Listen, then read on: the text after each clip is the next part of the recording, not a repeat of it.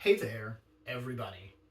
For a few years, Nicole and I have been drying and making our own teas, harvesting plants and making our own salves and tinctures, and for the most part, have been selling those directly to other folks, which is a practice that's protected by Maine's Food Sovereignty Act and all of the applicable statutes that go with it.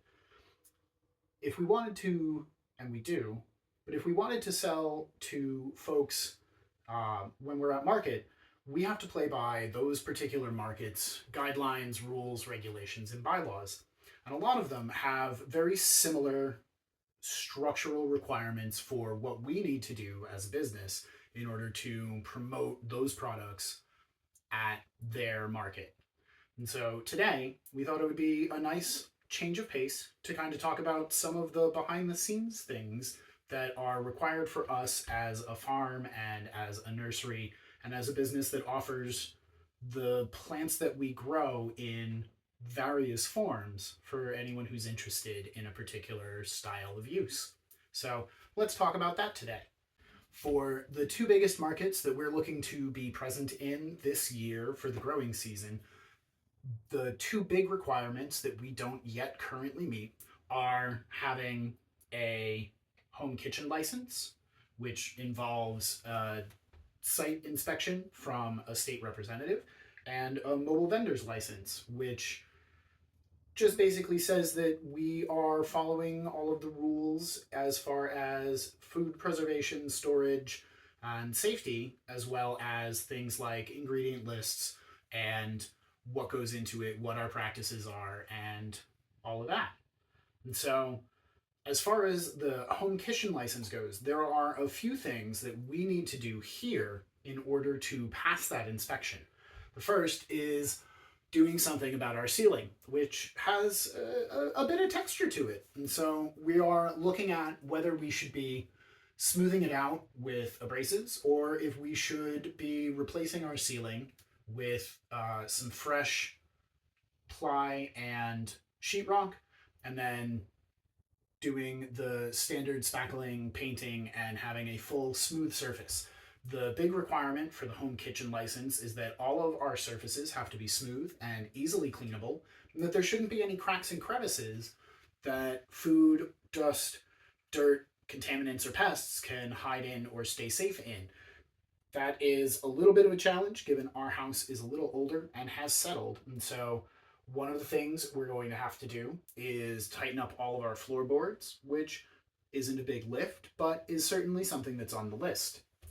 The next big thing for us is going to be making sure that we have a fridge thermometer for storing any produced goods that have to be kept at a consistent temperature. But fridge thermometer is not too big an ask. We have our water heater that will heat the water to above what the minimum requirement is, and all of our surfaces are, except for the ceiling, relatively smooth and easily cleanable. And so we just have a few things on that list that we have to tackle in order to make sure that we are in a good position to be approved by the licensing inspector. If we wanted to sell things like jams or preserves, pickles, chutneys, relishes, broths that we make from the ducks that we raise here, that would inquire or require additional testing. We would have to send a sample of each to a state testing facility to make sure that we are not introducing anything unsavory in those prepared food products. There's generally an inspection involved in that as well to make sure that you are keeping everything clean, using fresh containers, that your practices as far as canning are up to snuff and are food safe, and that our food prep is presentable and immaculate. And so, for the most part, we are not at selling preserves and things yet, but we do want to offer the naturally grown, locally grown teas, mixes, blends, and the accompanying plants for anyone who is interested in purchasing them. Last but certainly not least, in the list of things that we need to do as a grower and as a market vendor in order to be able to participate in these markets is to carry liability insurance. And the requirements that are set forth by the markets that we're participating in, as well as our own personal home insurer as it relates to conducting business on the property, is to carry a liability policy of at least $1 million. Thankfully, we have never had to use it, and I hope to never have to use it, but it's good to have around, and it provides us with that little bit of security that should something go terribly, terribly wrong, we would not be losing our house and property and business and all of that jazz. Thankfully, most of what we do is just drying plants and then storing them in containers for folks, or growing and giving them live plants for purchase.